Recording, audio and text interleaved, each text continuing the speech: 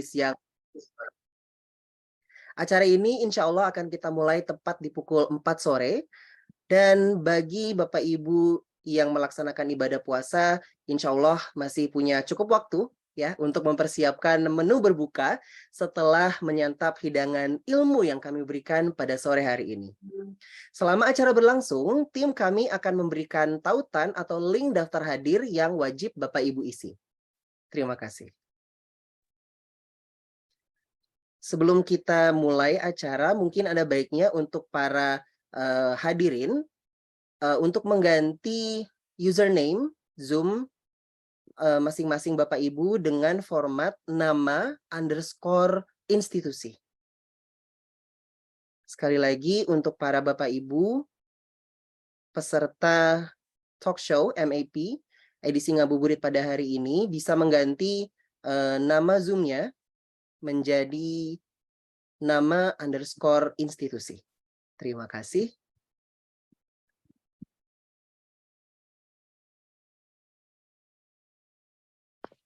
Baik, kalau dilihat di sini ada Ibu atau Bapak Lifadli dari Universitas Surya Kancana. Halo, selamat sore Bapak atau Ibu Lifadli.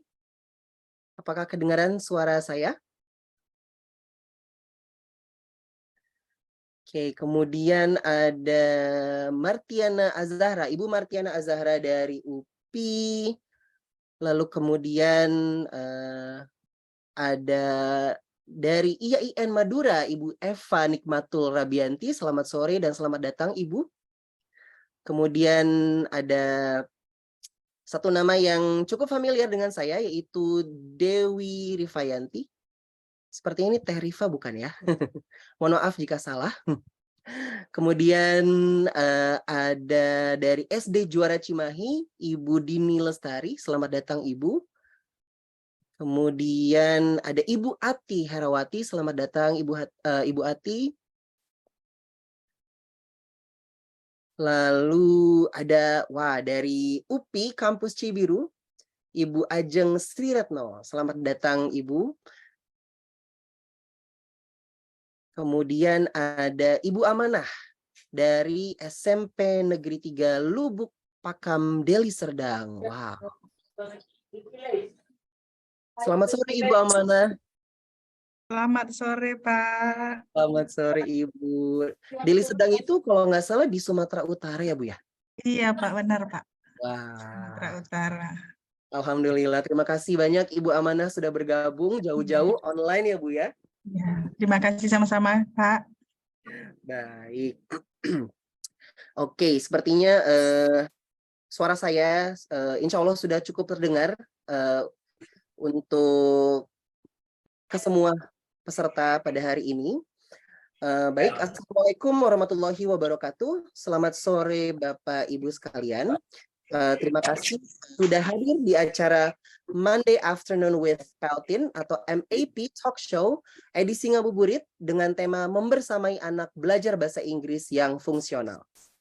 Acara ini dapat terselenggara berkat kerjasama yang apik oleh Divisi Teachers Professional Development di Peltin. Sedikit informasi bagi Bapak Ibu yang belum tahu apa itu Peltin. Peltin memiliki kepanjangan yaitu Primary English Language Teachers of Indonesia, atau pada umumnya kami merupakan sebuah asosiasi yang ditujukan untuk pemerhati dan pengajar bahasa Inggris di tingkat pendidikan dasar. Selain itu, kami juga membuka kesempatan yang luas bagi para orang tua yang memiliki ketertarikan tentang pengajaran bahasa Inggris untuk putra-putrinya yang masih berada di tingkat pendidikan dasar. Saya Dimas Pujianto selaku MC dan moderator untuk acara sore ini yang akan setia menemani santapan ilmu Bapak Ibu selama 1 jam ke depan. Puji syukur kami panjatkan kehadirat Allah Subhanahu wa Ta'ala, karena atas rahmat-Nya lah kita dapat berkumpul secara daring dalam keadaan sehat walafiat di acara yang sangat bermanfaat sembari menunggu waktu berbuka. Kami informasikan sekali lagi kepada para hadirin untuk mengganti nama atau username Zoom dengan format nama _ institusi. Terima kasih untuk Bapak Ibu yang sudah mengganti username atau nama di Zoom-nya sesuai dengan format yang kami minta. Baik. Para hadirin, perlu kami informasikan sebelumnya, bagi Bapak Ibu anggota Peltin yang sudah memiliki kartu anggota atau KTA akan mendapatkan sertifikat secara gratis, dan bagi para hadirin non-member dapat mentransfer sebesar Rp35.000 untuk e-certificate untuk acara hari ini. Dan detailnya akan ada atau dapat Bapak Ibu temukan di link daftar hadir yang akan tim kami bagikan melalui chat box.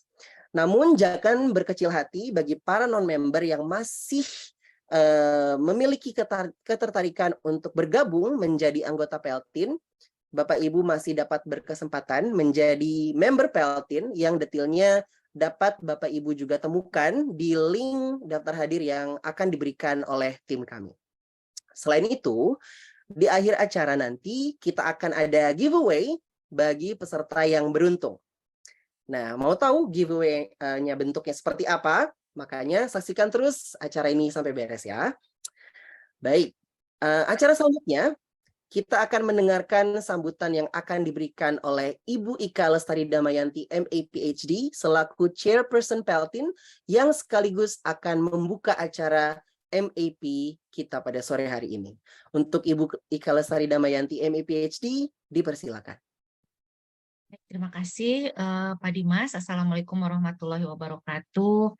Selamat sore Ibu Bapak sekalian. Terima kasih sudah bergabung bersama Peltin di acara MAP Talk Show ya. Monday Afternoon with Peltin. Harapannya bahwa talk show setiap hari Senin sore, mungkin di minggu tertentu ya, akan kita umumkan nanti di website Ibu Bapak, akan menjadi agenda yang rutin dari Peltin. Baik, saya akan share sebelum saya membuka acara ini dengan resmi, saya akan berbagi dulu apa itu Peltin ya. Izinkan saya untuk share screen sebentar.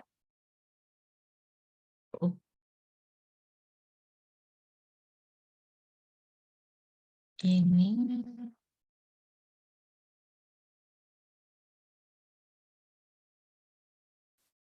Ya. Tadi seperti yang disampaikan oleh Pak Dimas, Peltin adalah Primary English Language Teachers of Indonesia. Jadi ini adalah asosiasi yang di mana guru-guru bahasa Inggris di tingkat PAUD, SD maupun SMP bisa bergabung bersama para teacher educators atau juga pemerhati pembelajaran bahasa Inggris di tingkat pendidikan dasar. Jadi nanti kita bisa berkolaborasi antara teacher educators, teacher trainers yang ada di kampus ataupun di institusi lain yang memang berkecimpung di area primary teachers atau tadi yang tingkat pendidikan dasar. Primary teachers yang kami maksudkan di sini adalah tadi range-nya lumayan besar dari PAUD sampai ke SMP, tapi tidak menutup kemungkinan juga untuk toddlers bagi orang tua yang memang tertarik untuk mulai memperkenalkan bahasa Inggris sebagai bahasa tambahan ya pada putra-putrinya. Dan visi misi dari Primary English Teachers, Primary English Language Teachers of Indonesia itu adalah kami ingin menjadi asosiasi profesional bagi guru dan juga teacher educators untuk bahasa Inggris bagi anak-anak di Indonesia. Untuk mencapai ini ada beberapa hal, ada beberapa misi yang ingin kita lakukan, yaitu yang pertama membangun pengetahuan yang mumpuni terkait kurikulum dan pedagogi serta asesmen untuk melihat bagaimana perkembangan bahasa Inggris dari anak-anak ini ya, bagaimana mereka mengembangkan bahasa Inggris sebagai bahasa tambahan, karena yang kita ketahui di Indonesia anak-anak itu bisa berbicara lebih dari satu bahasa ya, bisa bahasa Indonesia dan juga ada bahasa lokal. Ya, ada yang orang Sunda, mungkin orang tuanya juga ada yang Jawa tinggal di Bandung. Jadi bisa bahasa Sunda, bahasa Jawa, bahasa Indonesia dan kemudian punya bahasa Inggris yang harus dipelajari. Dan ini kita semua perlu memiliki pengetahuan yang mumpuni agar kita bisa memberikan layanan pendidikan yang efektif buat anak didik kita ya, terutama young learners tadi. Kemudian yang kedua adalah misinya ingin membangun expertise, keahlian tadi bagi tidak hanya untuk teacher educators yang ada di kampus-kampus atau institusi tinggi lainnya, tapi juga bagi guru-guru yang bergelut dengan pembelajaran bahasa Inggris tadi di tingkat pendidikan dasar ya, melalui kegiatan-kegiatan professional learning seperti yang sedang kita lakukan saat ini, salah satunya melalui MAP, Monday Afternoon with Peltin, dan nanti juga akan ada training-training yang memang difokuskan untuk beberapa level tertentu, karena seperti yang kita ketahui karakteristik young learners juga beragam. Jadi nanti ada khusus professional learning program yang terkait dengan bagaimana mengajarkan bahasa Inggris untuk toddler ataupun PAUD, kemudian untuk SD, dan SD pun ada yang lower primary school dan upper primary school, kelas 1 sampai kelas 3 memberikan treatment tersendiri atau fase A dan fase B, kemudian ada fase C juga, nanti kita bisa memberikan training-training dan webinar ataupun map talk show dengan target yang lebih spesifik, karena memang untuk mengajarkan yang bisa lebih efektif adalah kalau kita memang lebih spesifik, karena tidak bisa disamaratakan anak kelas 1 SD yang di fase A dengan fase C, misalnya dengan kelas 5 dan 6 ya. Dan itu akan kita informasikan terus kepada para Peltiners melalui website kita yang mudah-mudahan sebelum bulan Juli sudah bisa kita akses ya dengan baik. Ini masih under construction. Kemudian empowering juga memberdayakan IWL teachers dan teacher educators dengan ada upaya penguatan dari segi legalitas mungkin ya, karena selama ini seperti kita ketahui masih ada ketidakjelasan terkait posisi bahasa Inggris di SD itu seperti apa. Saat ini Peltin juga sudah mulai berkomunikasi dengan pihak Kemendikbud ya, dan beberapa dari Peltin board members sudah diundang oleh Kemendikbud untuk meninjau, melakukan kajian, menjadi narasumber di kajian-kajian yang akan melihat apakah bahasa Inggris bisa dijadikan mata pelajaran wajib dan bisa mulai diimplementasikan di bulan September tahun ini ya Pak Deden kalau tidak salah. Jadi masih bergulir gitu ya. Jadi insya Allah kita juga berjuang bersama-sama, tidak hanya meningkatkan kompetensi kita tapi juga berkomunikasi dengan pemangku kebijakan. Selain itu, Peltin juga menjalin kerjasama dengan asosiasi-asosiasi sejenis di luar negeri. Saat ini kita sedang menjalin kerjasama dengan ELRA, Early Language Learning Association. Jadi mirip juga yang ada di Eropa. Jadi harapannya nanti kita akan ada diskusi yang lintas benua gitu ya. Nanti teman-teman juga bisa saling belajar bagaimana sih pengajaran bahasa sebagai bahasa tambahan. Mungkin kalau di Eropa untuk yang English speaking countries, bahasanya bukan bahasa Inggris, tapi tentunya memiliki kemiripan bagaimana mengajarkan bahasa tambahan kepada anak-anak gitu ya. Nanti kita bertukar. Dan selain itu juga Peltin sudah mulai merintis penelitian-penelitian maupun program-program yang juga disponsori oleh asosiasi atau institusi internasional saat ini dengan Hornby gitu ya, dan mudah-mudahan ke depannya akan ada kerjasama yang lebih banyak lagi yang tentunya bisa membantu kita semua untuk bisa mencapai visi misi yang diharapkan oleh Peltin ini ya Ibu Bapak. Ya, dan selain tadi ya visi misi tadi juga bisa diimplementasikan melalui berbagai hal, ada teaching and learning resources yang akan kita tampilkan di website kita Ibu Bapak. Jadi pastikan dari sekarang bisa ikutan membership-nya, karena nanti untuk bisa akses ini banyak kelebihan-kelebihannya dengan sebagai membership, sebagai member itu memiliki akses yang luas terhadap learning resources yang akan kita tampilkan di website.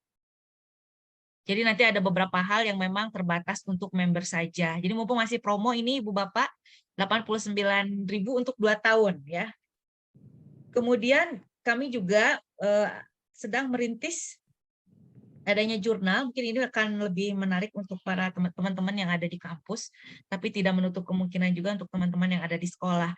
Dan selain Peltin Journal, ada juga buletin ya yang sifatnya lebih berbagi terkait best practice yang kita lakukan di sekolah, dan itu juga akan terbit sekitar setahun 2 kali. Nanti akan kita umumkan lagi pada saat grand launching nanti ya, grand launchingnya Peltin sekitar bulan Juli.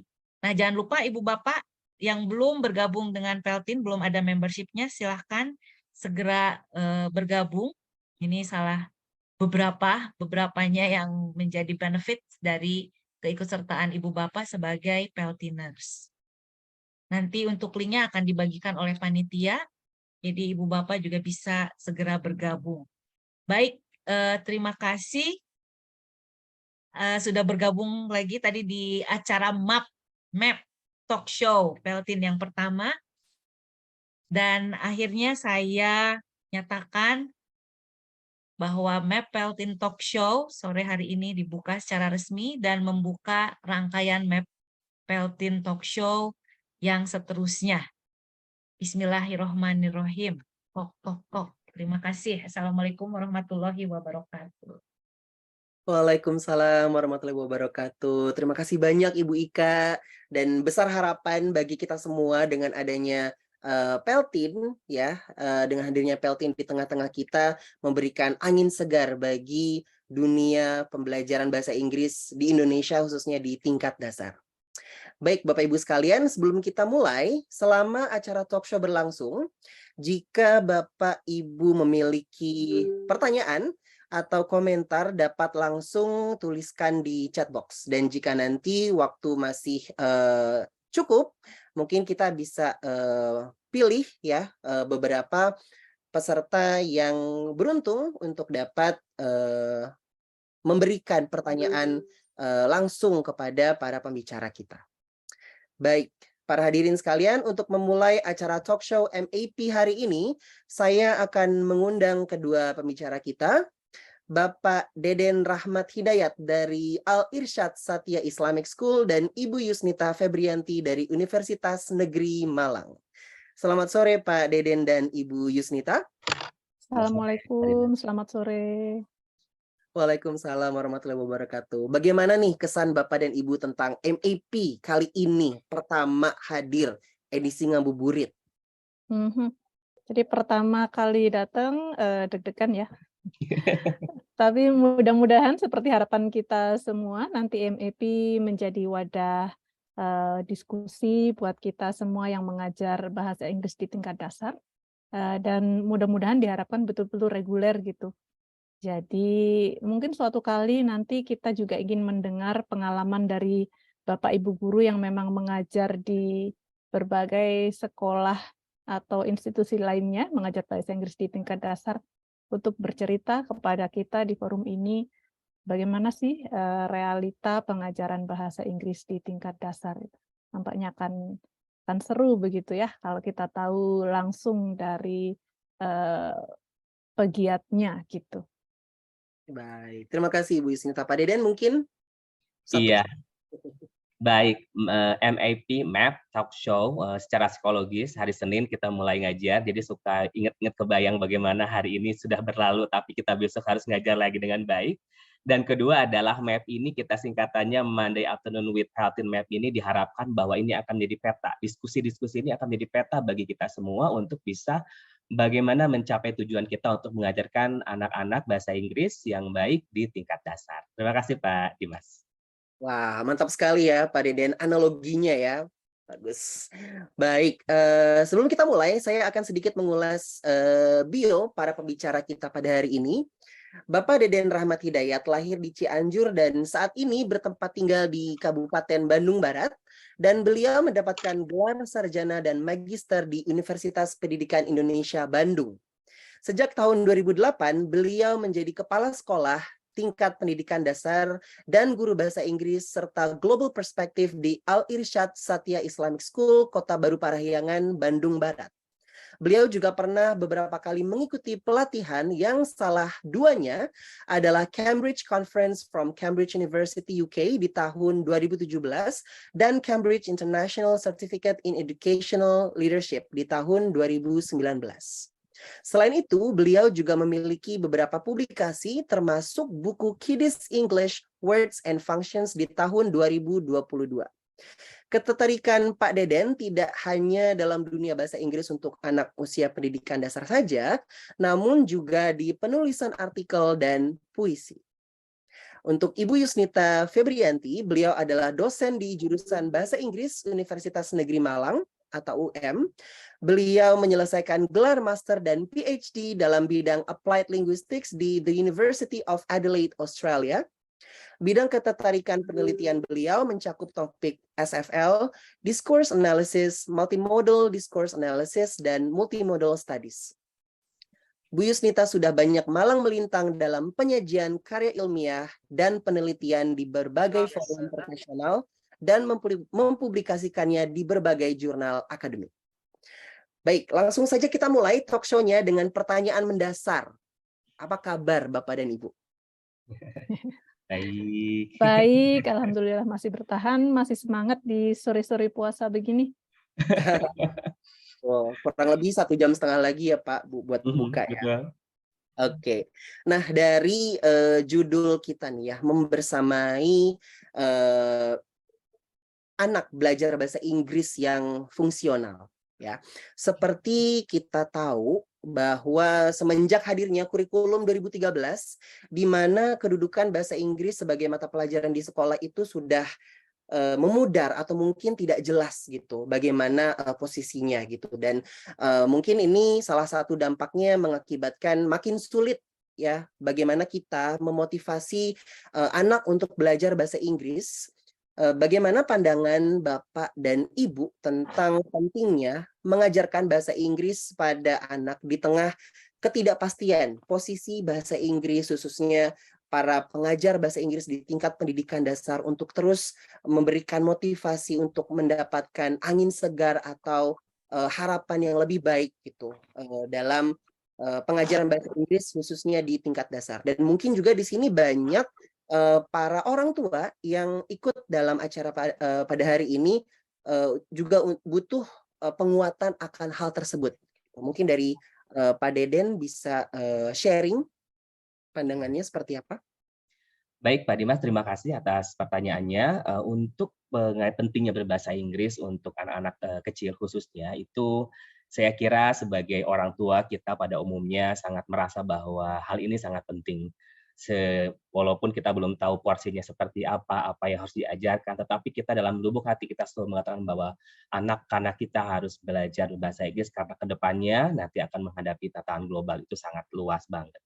Yang kedua adalah mau tidak mau anak-anak kita sudah lebih duluan, jadi di sekolah belum belajar bahasa Inggris tapi sudah mengakses media sosial dan dunia maya yang kemudian mereka sudah mengenal bahasa Inggris jauh lebih dibandingkan apa yang diajarkan. Sehingga ketika ada urgensinya bahwa kita tetap harus mengajarkan kepada anak untuk bisa menguasai bahasa Inggris yang seharusnya, sehingga mereka bisa menggunakannya ketika bersosial media dengan baik, apakah itu sebagai mengakses ilmu ataupun sebagai partisipan dalam artian berbagi informasi. Dan mungkin hubungannya tadi dengan kurikulum yang Pak Dimas sebutkan, bahwa memang betul 2013 kurikulum itu menghilangkan bahasa Inggris mata kuliah wajib. Jadi sebelum saya gabung di sekolah yang saya sekarang, saya pernah menjadi 4 tahun guru honorer bahasa Inggris ya, ketika zaman waktu itu KTSK dan wajib gitu ya di 2 sekolah. Jadi menarik. Jadi sekarang sudah ada lagi wacana untuk diadakan kembali, dan 1 minggu yang lalu saya berkesempatan untuk bisa hadir dalam fokus group discussion yang diselenggarakan oleh Pusat Studi Pendidikan dan Kebijakan Kementerian Pendidikan Nasional, bahwa mereka sedang menggodok kembali adanya kurikulum yang sudah ada sebenarnya di kurikulum Merdeka, hanya saja sekarang masih opsional. Tetapi kedepannya akan disiapkan untuk menjadi pelajaran wajib kembali. Kapannya bagaimana, karena ternyata persiapannya masih panjang. Tetapi yang paling penting dari poin terakhir tadi adalah bahwa memang kita semua sadar dan perlu bahwa anak SD pun perlu diajarkan berbahasa Inggris, hanya saja porsinya yang tepat. Dan yang saya dapatkan dari pertemuan tersebut sangat menarik adalah bahwa kurikulum yang disiapkan adalah capaian materinya berupa keterampilan performatif, yakni kemampuan anak untuk mendengarkan dan mengikuti instruksi, kemudian kemampuan untuk berbicara dalam konteksnya sehari-hari. Ya, kalau saya dulu zaman ngalamin 15 tahun yang lalu di sekolah dasar, waktu itu KTSP, itu anak kelas 6 itu sudah belajar 1 paragraf 2 paragraf untuk baca dan nulis. Wow, gitu ya. Sedangkan yang dibutuhkan dalam dunia kita sekarang itu berbicara yang yang cukup untuk bisa berkomunikasi dengan dunia luar. Itu Pak Dimas untuk sebagai pengantar. I see. Baik. Terima kasih banyak Pak Deden. Mungkin dari Ibu Yusnita mau ada tambahan sedikit, Ibu? Ya mungkin sedikit aja ya. Jadi ini semacam ada ironi begitu ya. Betapa sejak 1 dekade yang lalu, katakanlah 2013-an, begitu kita udah kenal smartphone, internet begitu luasnya kita gunakan. Betul sesuai poin Pak Deden tadi, anak-anak kita itu belajar bahasa Inggris justru dari luar. Dari sosmed dulu, dari internet dulu, dan sebagainya begitu. Idealnya begitu, itu sebetulnya kan kita punya kurikulum, punya program pendidikan secara formal itu untuk menyiapkan anak-anak kita untuk bisa menghadapi hal seperti ini. Tapi ini yang terjadi adalah sebaliknya begitu. Tentunya tidak salah begitu, maksudnya ada beberapa argumen yang menyatakan bahwa boleh kok belajar bahasa Inggris dari internet langsung, itu justru lebih bagus karena itu authentic materials dan sebagainya begitu. Tetapi di dalam pendidikan tentu ada koridor-koridor tertentu yang kita mesti ikuti supaya ada arahan, karena tidak ada pengawasan khusus atau tidak ada filter khusus. Misalnya bagaimana kemudian bahasa yang beredar luas melalui internet ini bisa tercerna oleh anak-anak kita begitu.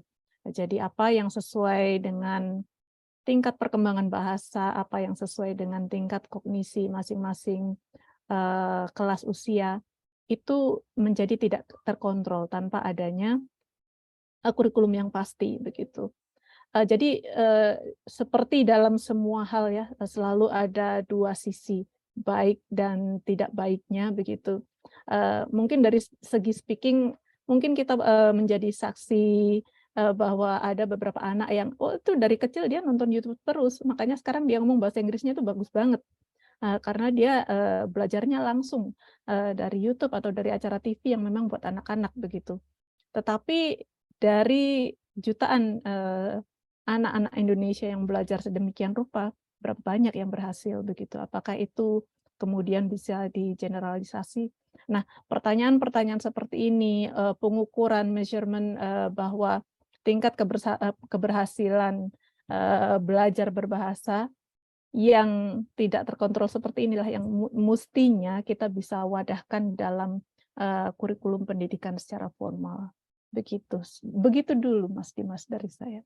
Baik, terima kasih banyak Ibu Yusnita. Jadi bisa dibilang bahwa sebenarnya media pembelajaran bahasa Inggris itu bisa ditemukan di mana saja gitu. Apalagi dengan sekarang zamannya teknologi, anak bisa belajar bahasa Inggris melalui internet atau mungkin mereka bisa searching sendiri. Tapi balik lagi itu mereka tidak dapat tersaring dengan baik gitu ya Bu ya. Apalagi dengan posisi atau kurikulum kita yang memang ada koridor atau mungkin ada batasan-batasan tertentu yang seharusnya anak bisa pelajari ya di bidang di pendidikan formal ataupun informal yang seharusnya seperti itu Bu.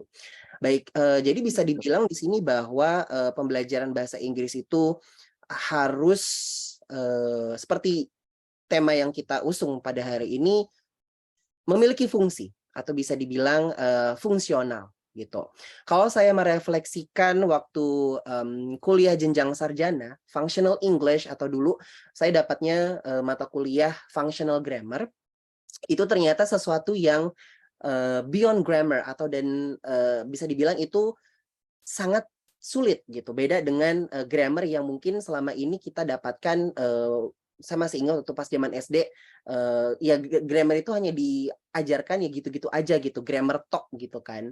Nah, bagaimana ini ceritanya kita dapat melakukan pendekatan fungsional bahasa Inggris untuk anak-anak usia pendidikan dasar. Sedangkan saya sendiri waktu belajar di usia belasan itu masih nggak nangkep gitu. Dan ini di usia yang jauh lebih kecil, lebih dini gitu. Mungkin dari Pak Deden dan Bu Yusnita bisa sharing pengalamannya. Silakan Bu Yusnita. Oke. Jadi kadang kita memahami teori itu tidak boleh mentah ya. Jadi teori ini adalah akar gitu, masih jauh begitu untuk bisa sampai ke daunnya, bisa sampai ke hasilnya begitu. Jadi apa yang kita pelajari sebagai teori nanti di aplikasinya di dunia nyata akan berbeda. Yang terjadi pada konteks saya kebetulan ketika saya belajar teori mengenai functional grammar, mengenai teori perkembangan berbahasa, kebetulan sekali saya memiliki anak yang sedang mengembangkan bahasanya. Jadi ketika itu anak saya berusia 3,5 atau hampir 4 tahun. Sejak usia 1 sampai 3 tahun atau hampir 4 tahun itu dia berbicara bahasa Indonesia. Dia di playgroup di Indonesia, belajar bahasa Indonesia. Begitu kami pindah ke Australia, dia harus masuk kindergarten, di mana semuanya sudah langsung berbahasa Inggris seluruhnya, 100% total begitu. Tidak ada kesempatan buat anak saya untuk belajar dulu. Ini adjustment-nya bagaimana, ini dan atau nggak ada matrikulasi dulu istilahnya begitu ya.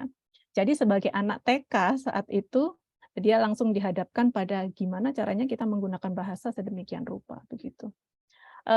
Secara fungsi berbahasa, functional grammar secara teori itu mempercayai bahwa perkembangan bahasa itu bukan semata-mata hanya karena kita memiliki bagian otak yang mengatur proses pengetahuan kognisi kebahasaan saja begitu.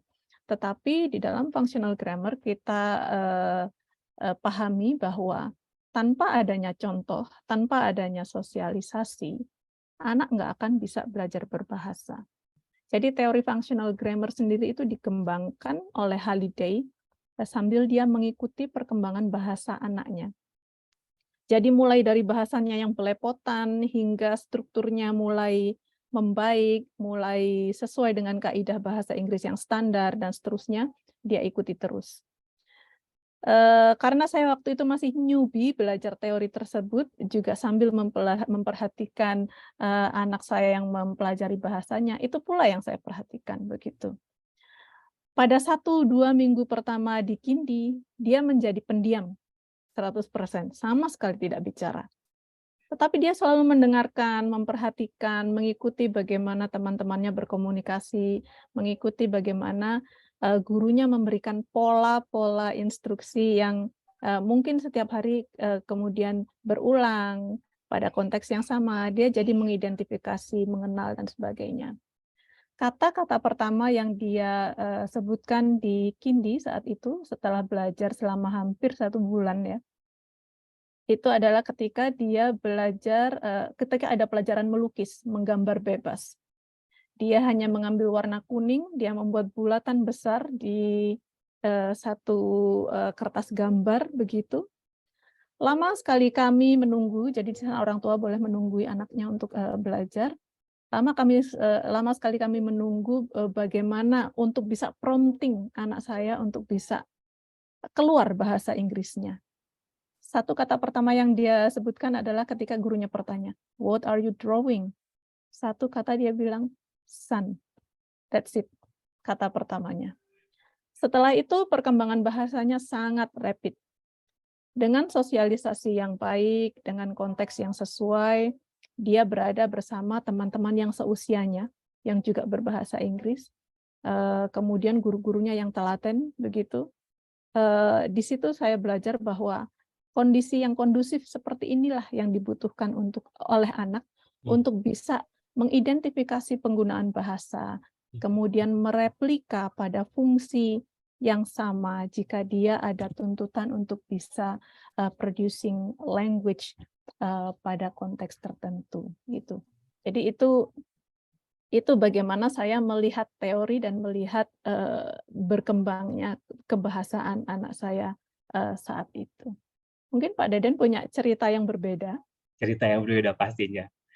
Jadi mungkin saya kalau ceritanya justru saya memang di konteks teaching English as a foreign language untuk anak saya yang memang belajarnya dalam konteks di Indonesia, tapi kebetulan di sekolah di Al-Irsyad yang memang menggunakan Cambridge Curriculum yang memang environment-nya masih berbahasa Indonesia, ya gitu ya.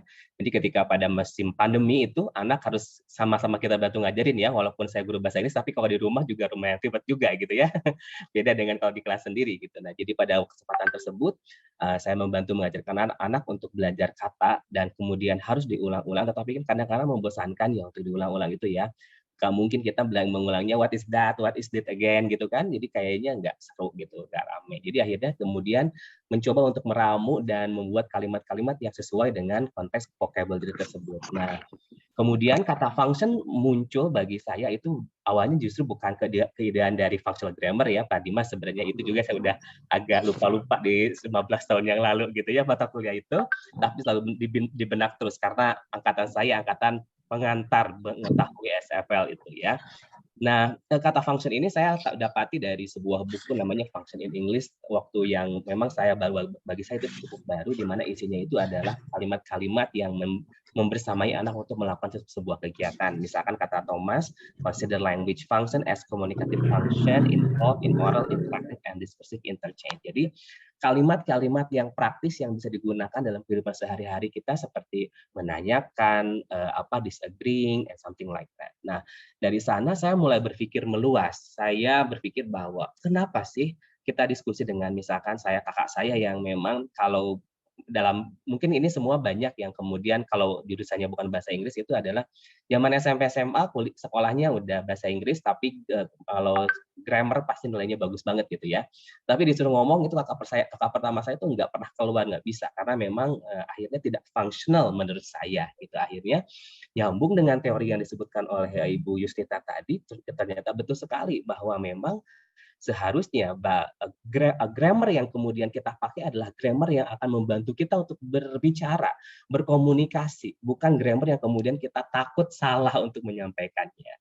Sehingga functional ini yang mungkin kita bisa definisikan di sini adalah kalimat-kalimat atau bahasa Inggris yang kemudian membantu anak bisa melakukan komunikasi bahasa Inggris yang memang nature-nya bahasa adalah pasti utamanya di berbicara terlebih dahulu, mungkin itu yang di tingkat dasar untuk anak-anak kecil gitu Pak Dimas. Baik Pak Deden dan Bu Yusnita, berarti bisa dibilang bahwa fungsional bahasa di sini itu adalah bagaimana anak bisa menggunakan bahasa itu sesuai dengan fungsinya ya, yang dapat membantu mereka untuk berkomunikasi. Dan mungkin dengan kata lain, how they can make meaning. Seperti itu. Baik. Kalau dari saya agak sedikit tergelitik nih dengan pengalaman Ibu Yusnita, di mana setting atau exposure pertama yang anak Ibu dapatkan itu adalah EFL, English as a Foreign Language, yaitu di Indonesia. Lalu saat itu Ibu pindah ke Australia di mana English as the first language gitu Bu. Mungkin bisa lebih detail lagi Bu, bagaimana pengalaman Ibu menyaksikan secara langsung dan juga teori berbahasa itu seperti apa yang Ibu rasakan dan juga yang anak Ibu alami gitu sebagai pembelajar bahasa Inggris yang bahasa Inggris itu bukan bahasa pertamanya dan harus menjalani atau melewati beberapa proses yang pastinya tidak sangat mudah gitu Bu sebagai anak usia dini pada saat itu gitu Bu. Dan bagaimana akhirnya Ibu bisa mengajarkan atau membimbing anak Ibu untuk memberi pandangan bahwa ya functional English itu adalah sesuatu yang sangat-sangat penting, khususnya mungkin bagi kita nantinya untuk para orang tua atau guru-guru di Indonesia bahwa pentingnya functional English untuk anak-anak usia dini Bu. Jadi secara umum kalau boleh bercerita ke belakang seperti ini ya. Jadi saya lulusan dari Departemen Sastra Inggris begitu ya. Saya ada idealisme, nanti aku kalau punya anak aku ajarin bahasa Inggris begitu. Jadi begitu dia sejak bayi begitu saya coba itu. Saya bacakan dia buku dengan bahasa Inggris, kemudian nyoba ngobrol sama dia dengan bahasa Inggris itu ketika dia masih di Indonesia antara umur 1 sampai umur 3,5-an. Tetapi ada penolakan dari anak saya. Jadi, "Mami, jangan bicara yang bahasa Inggris, aku nggak suka." Itu dia bisa bilang seperti itu pada saat itu, begitu. Karena dia merasa teman-teman bermainnya, teman-teman di playgroup-nya tidak berbicara bahasa yang sama. Dia merasa asing, begitu. Tetapi begitu kami harus berada di Australia sejak dia TK, begitu, dia mengetahui satu dunia baru, satu tempat baru di mana semua orang menggunakan bahasa yang berbeda memang, menggunakan bahasa Inggris. Jadi istilahnya mungkin dia pernah kenal ya, pernah mengidentifikasi jenis bahasa yang beda dari bahasa Indonesia. Kemudian di situ dia kemudian ada keperluan, ada demand untuk bisa being a member of the community of practice, gitu. Menjadi bagian dari sosialisasi di tempat hidup barunya.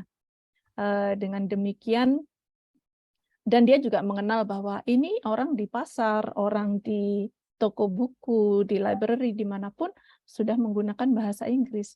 Maka dia pun ada tuntutan bahwa I have to be able to use English, otherwise I will not be able to survive in this new environment. Begitu. Sistem sekolahan di Australia itu begini. Jadi Kindi itu adalah anak usia 3 dan 4 tahun. Tetapi begitu usia 5 tahun itu sekolahnya udah pindah gedung ke gedung primary school. Jadi primary school-nya itu dimulai dari anak usia 5 tahun. Kalau di kita baru kelas TKB ya. Kalau mereka disebutnya reception. Baru nanti tahun depannya ketika umurnya sudah 6 tahun itu masuk ke year 1, year 2 dan seterusnya begitu. Jadi pada saat pindah gedung atau pindah sekolah ke primary school itu pada usia 5 tahun, di sini demand-nya makin banyak lagi. Dia harus memahami bagaimana gurunya misalnya menceritakan tentang water cycle yang diceritakan dalam bahasa Inggris. Kemudian mengenal berbagai macam binatang. Ini semuanya diceritakan dalam bahasa Inggris begitu.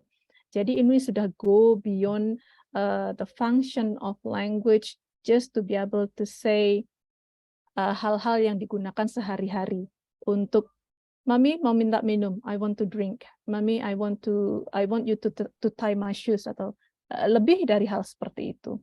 Sekarang dia ada kebutuhan untuk aku ingin bercerita harimau, binatang yang dari Indonesia ini ke teman-temanku di kelas misalnya. Sudah ada tuntutan seperti itu, maka dia upgrade lagi bahasanya.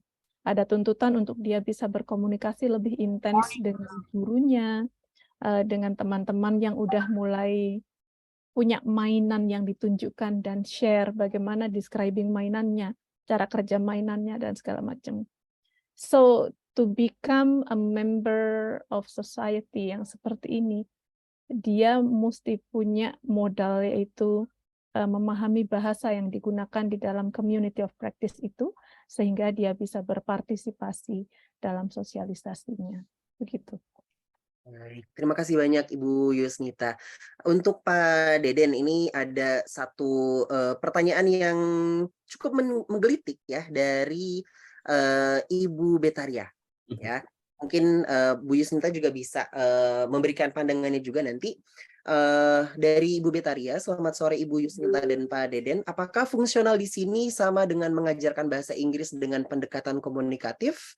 Secara operasional, apakah fungsional ini berarti sama sekali tidak lagi mengajarkan traditional grammar lagi ke anak-anak? Mohon maaf, ya, baik Ibu, nggak apa-apa untuk off cam. Baik, terima kasih Ibu Betaria atas pertanyaannya. Silakan Pak Deden dan Ibu Yusnita.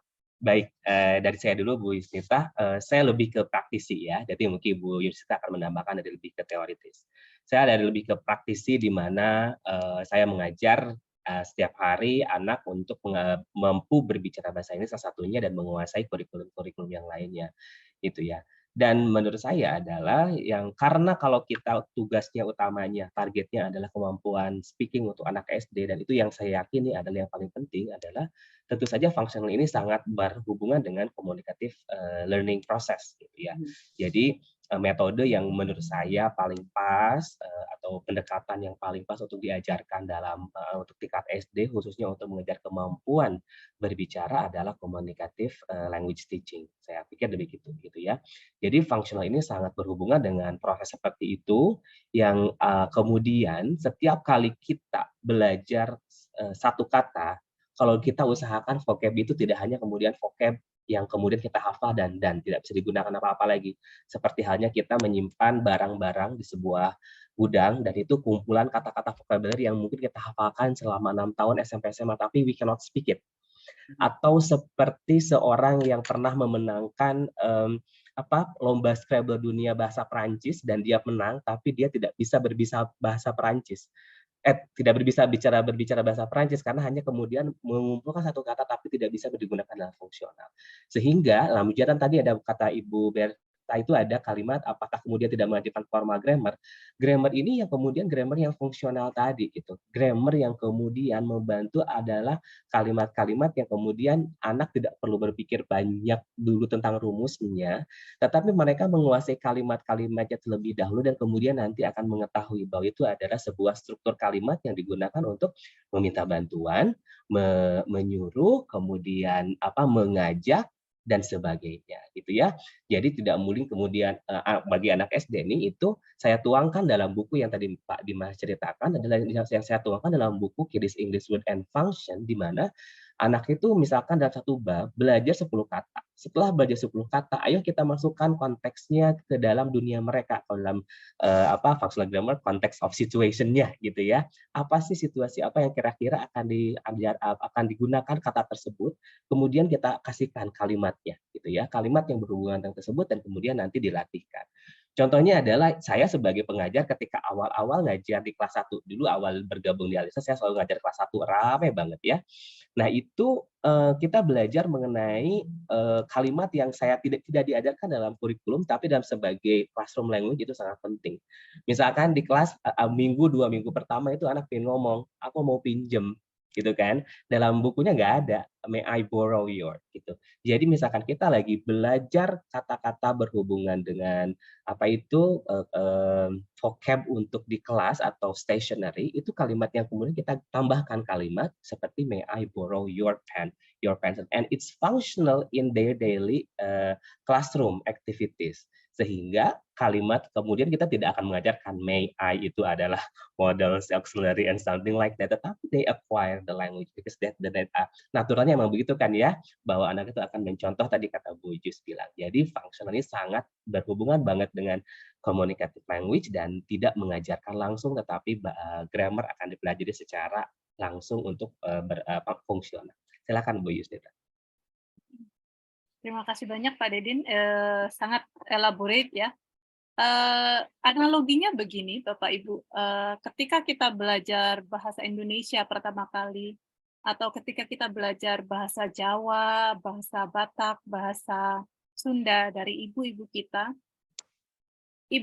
tidak pernah menyebutkan, nanti kamu ngomongnya harus seperti ini ya. SPOK. SPOK, jadi ibu dulu, baru kata kerja, baru nanti ini. Tidak pernah kita diberikan grammar sedemikian rupa detailnya. Jangan-jangan Bapak Ibu kita pun tidak tahu bagaimana begitu. Tetapi begitu ada sesuatu yang lucu dari bahasa kita, beliau-beliau akan tertawa, itu aja. Tetapi yang kita mau fokuskan di sini adalah bahwa bahasa Inggris untuk kita masih menjadi additional language, masih menjadi foreign language. Sehingga kaidah-kaidah penggunaan bahasa Inggris dengan yang selama ini kita pelajari sebagai traditional grammar ini tetap masih kita perlu belajarkan pada anak kita begitu. Hanya saja yang kita bisa utak-atik gitu ya. Kita bisa konteksnya dulu. Jadi dengan kegiatan membaca, kita bacakan buku dan sebagainya itu kita kan belajar dari konteks dulu. Baru kita pecah satu persatu. Oh, di dalam buku ini kita belajar tentang ceritanya, katakanlah Malin Kundang.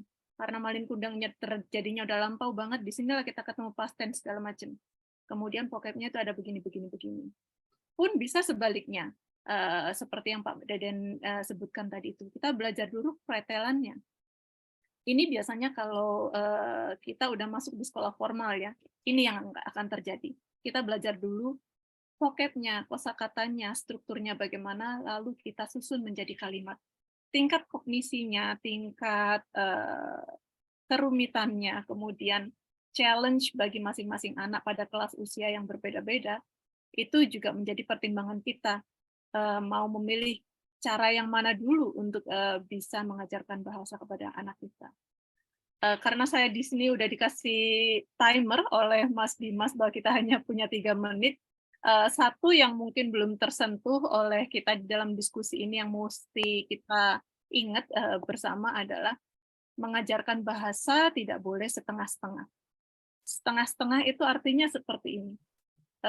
Seringkali mungkin beberapa kali ya kita menemukan orang tua yang mengajarkan anaknya berbahasa Inggris seperti ini.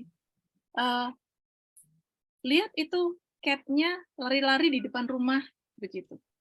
Jadi menggunakan bahasa yang seperti ini, yang setengah-setengah seperti ini tidak sesuai dengan kaidah baik bahasa Inggris maupun bahasa Indonesia. Tidak sesuai pada fungsinya. Ini yang membuat anak-anak kita kemudian, ini sebetulnya aku diajari yang mana sih? Gitu. Jadi masing-masing bahasa memiliki sistem, dan itu kita harus tetap ikuti. Yang bisa kita lakukan adalah membuat pola. Membuat pola artinya begini, begitu ibu sudah pegang buku, sudah duduk bersama di depan TV, pasti buku yang dibaca berbahasa Inggris. Disitulah saya bicara bahasa Inggris, menggunakan bahasa Inggris, mendengarkan bahasa Inggris, dan nanti kalau ada diskusi kecil-kecil, kita keluarkan bahasa Inggrisnya. Tapi nanti kalau kita main dengan teman-teman di depan rumah, karena saya perlu bersosialisasi dengan anak-anak di depan rumah, saya pakai full bahasa Indonesia. Tidak ada bahasa Inggris di situ. Jadi sekali lagi pemahaman anak-anak kita akan bahasa Inggris sebagai bahasa tambahan, sebagai bahasa asing, mesti dibarengi dengan kesadaran bahwa sistem berbahasa itu berbeda-beda, kita memiliki keperluan yang berbeda-beda untuk menggunakan masing-masing bahasa, begitu. Sehingga jelas mana yang anak harus pelajari, jelas dimulainya dari mana, polanya bagaimana, dan sebagainya. Mungkin itu yang bisa saya tambahkan. Terima kasih.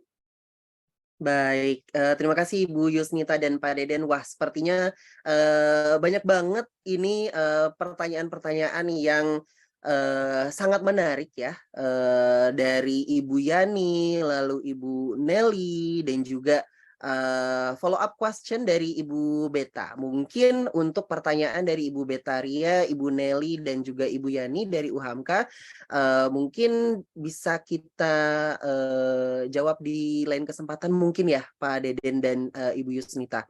Mungkin kita bisa buat sebuah video khusus mungkin ya, yang bisa nanti mudah-mudahan bisa ya. Baik Ibu, yang mungkin bisa kita posting ya di sosial media kita, karena memang dari tema-tema yang ditanyakan oleh Ibu Nelly, Ibu Yani, dan juga Ibu Beta itu memang pada kenyataannya masih terjadi gitu ya di kehidupan kita di tengah-tengah mata pelajaran bahasa Inggris untuk usia dini, seperti itu ya. Atau kalau boleh Mas Dimas, saya bisa kasih sedikit aja untuk pertanyaan Ibu Yani, ini menggelitik juga menurut saya. Oh iya, baik Bu, Ya. silakan. Jadi kalau menurut Bu Yani kan kalau anak-anak TK ini ada yang merasa bahwa kita mesti kuat dulu di bahasa ibunya, baru diajarkan bahasa selain bahasa Indonesia begitu ya. Proses perkembangan bahasa itu saling mendukung. Jadi begitu kita memahami struktur dalam bahasa Indonesia, dan untungnya struktur bahasa Inggris itu tidak berbeda dengan struktur bahasa Inggris. Jadi subjek predikatnya itu urutannya sama. Berbeda dengan bahasa Jepang yang urutan subjek predikatnya itu bisa sangat berbeda-beda begitu. Jadi ketika anak-anak kita sudah mempelajari atau memahami struktur bahasa Indonesia, ini akan membantu untuk anak memahami struktur dalam bahasa lain, dalam hal ini bahasa Inggris yang akan dipelajarinya. Memang akan nampak bahwa anak-anak yang katakanlah di usia 4, 5, 6 tahun begitu ya, kita kan mempelajari 2 bahasa, seolah-olah salah satu bahasanya atau perkembangan bahasanya itu seolah mengalami delay begitu.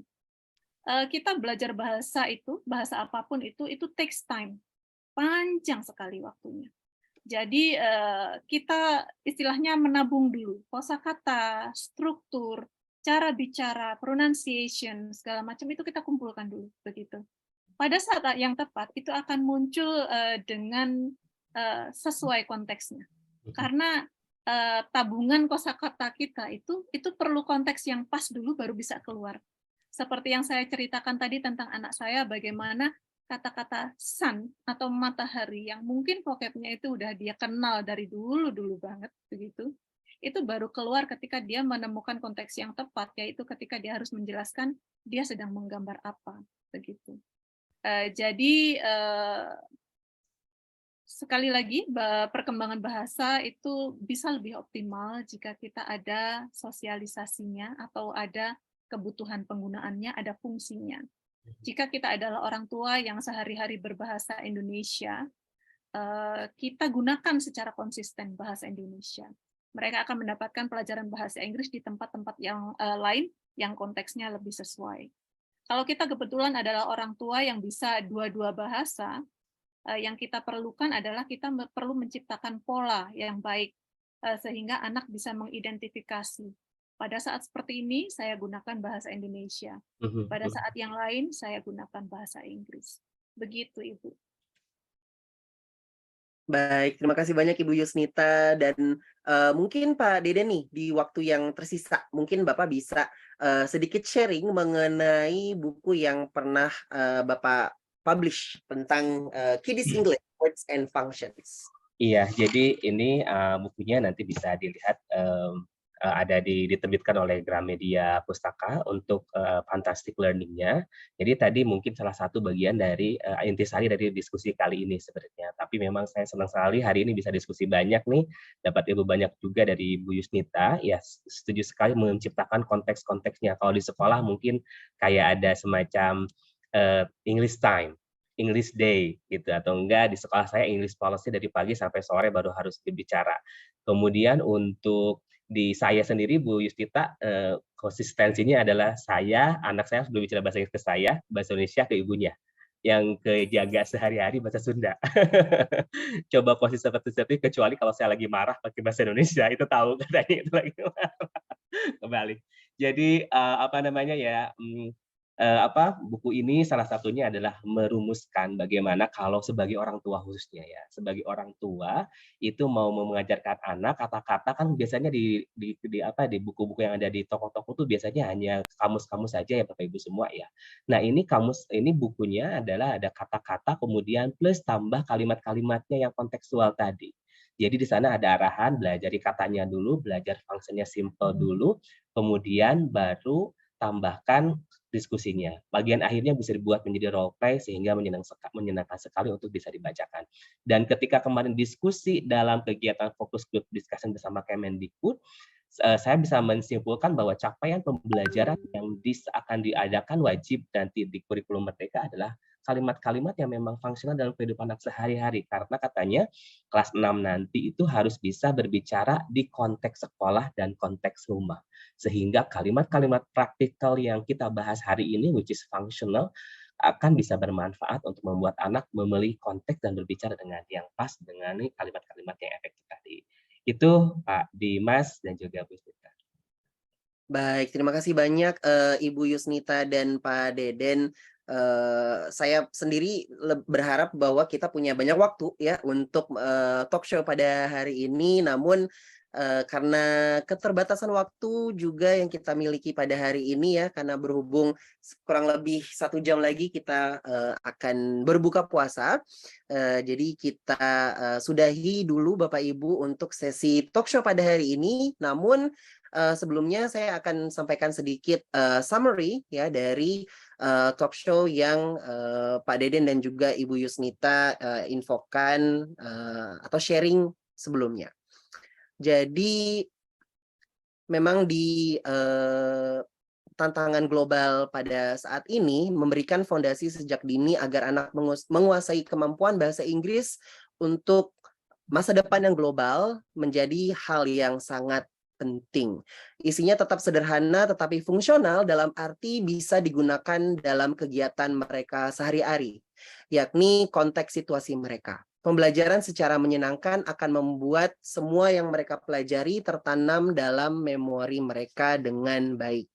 Kemudian dari functional English, kata kunci yang saya dapatkan dari sharing Bu Yusnita dan juga Pak Deden adalah making meaning, di mana anak belajar bahasa Inggris itu tidak serta-merta menghafal grammarnya seperti apa atau kosakatanya seperti apa, namun mereka dapat menjadikan bahasa Inggris tersebut sebagai bekal mereka untuk berkomunikasi. Karena itu adalah tujuan utama dalam belajar sebuah bahasa, yaitu kita membuat atau memakai atau menggunakan bahasa tersebut untuk menjadi alat komunikasi sehari-hari. Dan juga ada konteks situation dan juga konteks of culture yang tidak lepas dari pembelajaran bahasa itu sendiri. Mungkin itu summary yang bisa kita sampaikan, yang bisa kita dapatkan dari talk show kita pada hari ini. Terima kasih banyak Pak Deden dan juga Ibu Yusnita sudah berbagi pengalamannya yang sangat berharga bagi kita semua. Terima kasih. Terima kasih Pak Deden. Terima kasih Bu My Yus. pleasure. Terima kasih banyak Bapak Ibu. Mudah-mudahan ada manfaat. Amin, amin. Amin, terima kasih.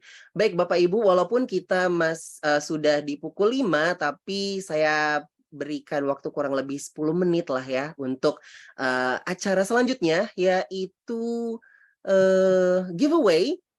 Ya, seperti yang tadi sudah diinfokan oleh tim kita di chat box, salah satu hadiah dari giveaway itu adalah buku yang ditulis langsung oleh Pak Deden berjudul Kiddies English Words and Functions, dan juga ada 2 hadiah lagi, jadi total ada 3 hadiah pada hari ini, di mana 2 hadiah lainnya itu adalah tentang level test dari Pearson. Dan kebetulan di Zoom kita bergabung Pak Aan. Halo Pak Aan, apakah masih bersama kami Pak Aan dari Pearson? Oke, baik. Jadi giveaway kali ini ada 1 hadiah buku dari Pak Deden, lalu 2 hadiah dari Pearson, yaitu English test. Dan bagaimana kita melakukan giveaway-nya? Seperti yang sudah Ibu Bapak lihat di chat box, tim kami Pak Aji sudah mengirimkan link, ya, link quizzes. Kalau Bapak Ibu familiar dengan quizzes, ini kurang lebih sama kayak Kahoot ya Bapak Ibu. Jadi Bapak Ibu bisa langsung klik link quizzesnya. Mungkin saya coba untuk share screen. Oke. Baik. Ya. Jadi kurang lebih seperti ini saat Bapak Ibu klik ya. Dan jangan lupa untuk register dulu, bisa pakai Google dan lain sebagainya. Oke.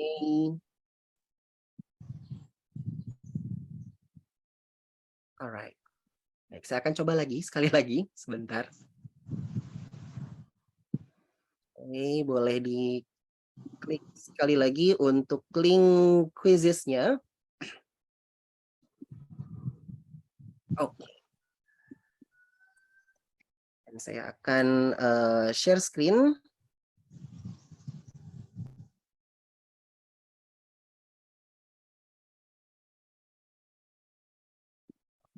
Sebentar.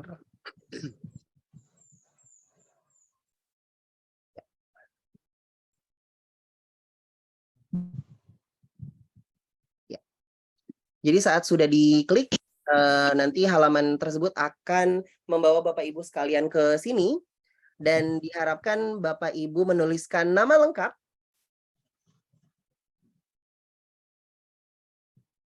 dan juga institusinya, ya, bisa dituliskan nama institusinya juga.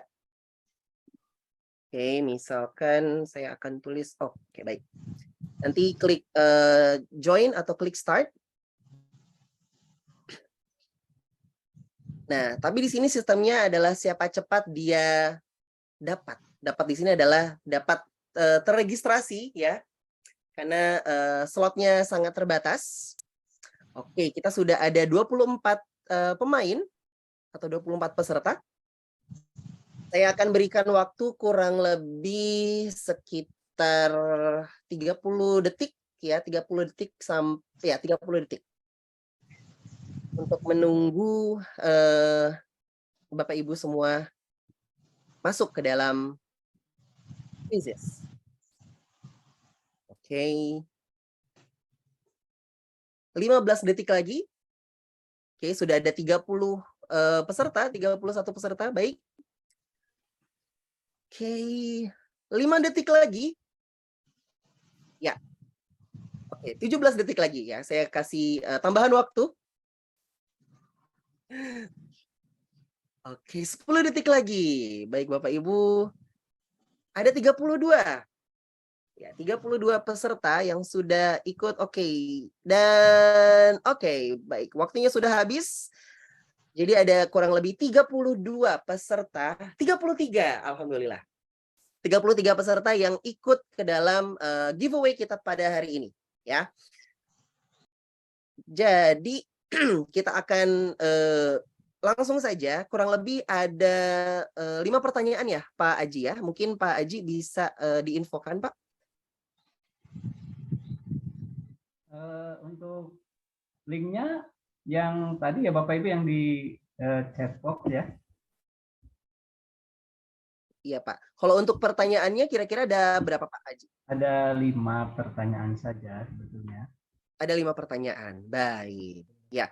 Jadi Bapak Ibu ada 5 pertanyaan yang akan Bapak Ibu lombakan ya. Saya share screen lagi.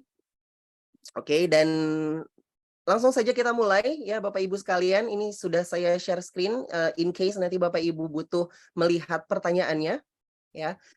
Baik Pak Aji sudah siap untuk memulai kuisnya Pak? Di layar saya belum ada pemain yang masuk ini Pak. Atau sebentar saya refresh dulu ya. Kalau di sini sudah ada 35 orang Pak.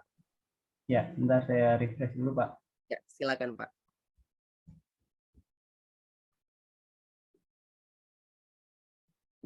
Oke. Diinfokan lagi kita ada 3 hadiah, yaitu buku dari Pak Deden dan juga English test dari Pearson, level test yang Bapak Ibu bisa pergunakan.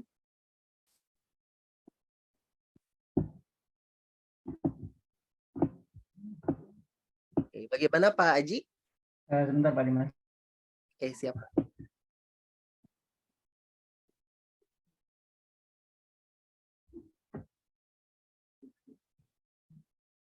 Oke, sambil menunggu Pak Aji, bagi Bapak Ibu yang mungkin belum mengisi daftar hadir, bisa langsung mengisi daftar hadirnya yang sudah diberikan oleh tim kami di chat box. Dan mungkin bagi pendapat atau sharing yang belum terbahas di talk show tadi, mungkin itu bisa kita jadikan bahan diskusi di grup Peltin, ya. Jadi para hadirin sekalian yang berminat untuk bergabung menjadi anggota Peltin nanti akan diundang. Baik, siap-siap Bapak Ibu sekalian.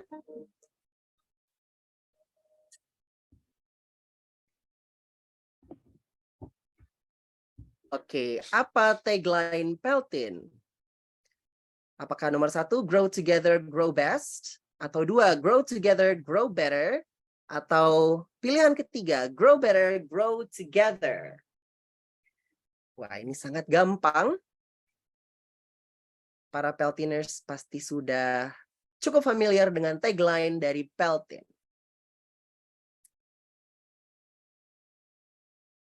Alright. Oke. Mungkin kita bisa langsung next ke pertanyaan berikutnya.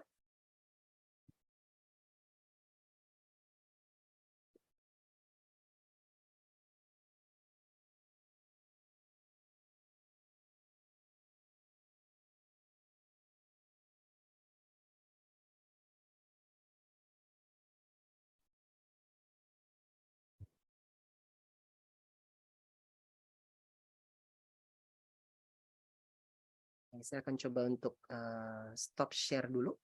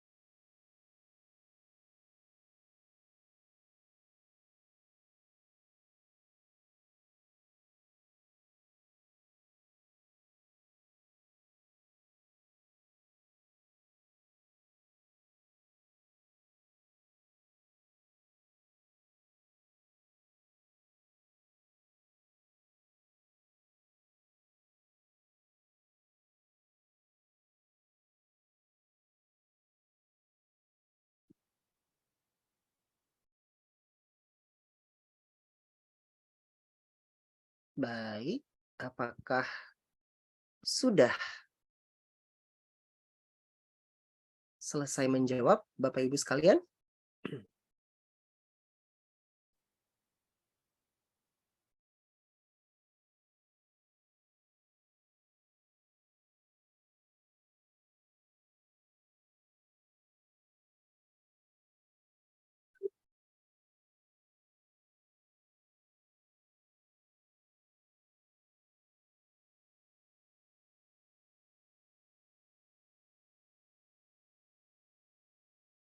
Oke, sepertinya kita sudah mendapatkan pemenang, Pak Aji. Sudah semua, Bapak Ibu, mengikuti giveaway-nya? Iya, sepertinya sudah ada pemenangnya, Pak. Alhamdulillah, baik. Kita 3 sudah teratas. mendapatkan 3 teratas. Oke, dengan perolehan pertama, Ibu Alfiah Nashwa. Selamat Ibu Alfiah Nashwa. Lalu kemudian disusul dengan poin yang sama, Ibu Nurlia. Selamat kepada Ibu Nurlia. Dan juga Ibu Siska Maharani dengan poin 4.390 ya. Baik, ini kurang lebih sangat ketat ya persaingan dari para peserta, dan saya yakin bahwa peserta juga sudah sangat familiar ya dengan Peltin dan juga dengan tema pada hari ini yang kita usung. Oke, terima kasih banyak Pak Aji, dan bagi para pemenang ya yang sudah berhasil mendapatkan giveaway dapat nanti akan dihubungi langsung oleh tim kami atau dapat memberikan alamatnya atau detail informasinya melalui DM di Zoom kami ya. Bisa ke salah satu host atau co-host yang ada di Zoom, bisa langsung memberikan detailnya langsung di chat box. Baik. Oke, para hadirin sekalian, akhirnya kita sudah sampai di penghujung acara, ya. Tapi sebelumnya ada baiknya kita lakukan dulu sesi dokumentasi bagi para Bapak Ibu sekalian. Oke. Jadi diharapkan Bapak Ibu sekalian untuk bisa aktifkan kameranya sebelum kita mengakhiri sesi pada hari ini. Pak Dimas, untuk yang pemenangnya sudah difoto tadi? Sudah, Ibu. Sudah, oke, sip.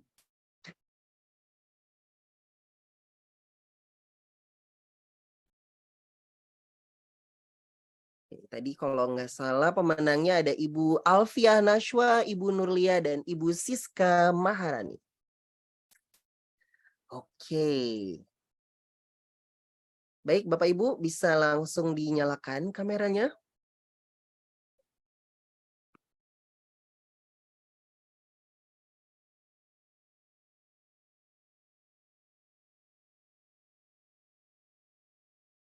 Alright, nah dari tim kami akan membantu untuk mengambil dokumentasi Mungkin dari Tira, bisa dibantu ya Tir? Oke, ada 2 page. Ya, silakan Tira. Baik Bapak Ibu, sudah semua akan menampilkan wajah cantik dan wajah gantengnya. Bersiap-siap. Baik, page yang pertama. 1, 2, 3. Cheese.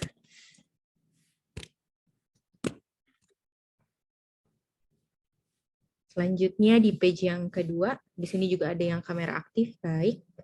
1, 2, 3.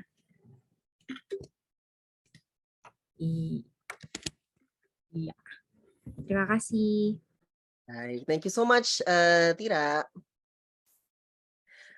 Ya, terima kasih kepada Ibu Ika Lestari Damayanti selaku chairperson dari Peltin dan juga tim divisi TPD Peltin. Pembicara kita pada hari ini Ibu Yusnita dan Pak Deden, dan tentunya para hadirin sekalian yang sudah menyempatkan hadir di acara Monday Afternoon with Peltin edisi ngabuburit pertama yang insya Allah kita dapat terus mengudara dan memberikan banyak ilmu serta manfaat bagi dunia English for Young Learners di Indonesia. Untuk sertifikat, seluruh hadirin insya Allah akan dikirimkan selama 10 hari kerja ya untuk yang members, member Peltin, dan juga untuk yang non-member yang sudah membayar ya kurang lebih Rp35.000 dan ditunggu sampai dengan malam ini ya jam 9 malam, dan insya Allah kita akan kirimkan kurang lebih akan memakan waktu kurang lebih sekitar 10 hari kerja. Dan terima kasih sekali lagi kepada Bapak Ibu sekalian. Dan saya Dimas Pujianto selaku MC dan juga moderator pada acara hari ini undur diri, dan mari saatnya kita sama-sama mengakhiri acara ini dengan mengucapkan Alhamdulillahirabbil alamin. Terima kasih, selamat sore kepada Bapak Ibu sekalian. Sampai berjumpa di acara berikutnya, dan Peltin Grow together, grow better. Terima kasih banyak Bapak Ibu. Terima kasih semuanya. Selamat Bapak Ibu. menyambut berbuka. Selamat berbuka puasa Bapak Ibu sekalian. Anak-anak selalu bersemangat untuk belajar bahasa baru, seperti belajar bahasa Inggris. Oleh karena itu, kita memerlukan teknik pembelajaran yang sesuai untuk membantu mereka.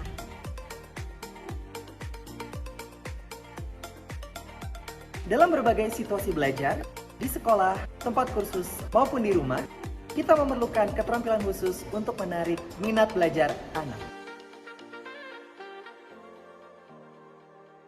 Ayo bergabung bersama Peltin, Primary English Language Teachers of Indonesia. Sama Peltin, kita akan berbagi beragam praktik baru untuk mengajarkan bahasa Inggris pada anak, serta mengembangkan potensi sebagai pengajar dan pemerhati dunia pendidikan bahasa Inggris untuk anak-anak. Peltin, grow together, grow better.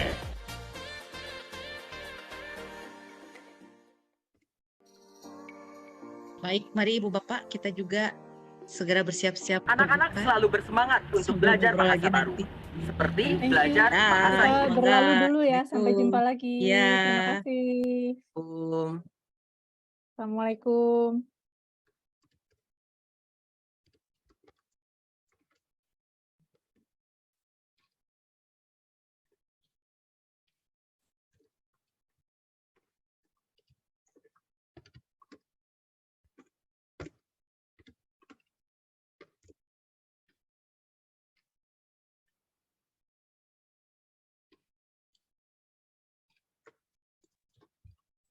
Terima kasih. Thank you Pak Deden.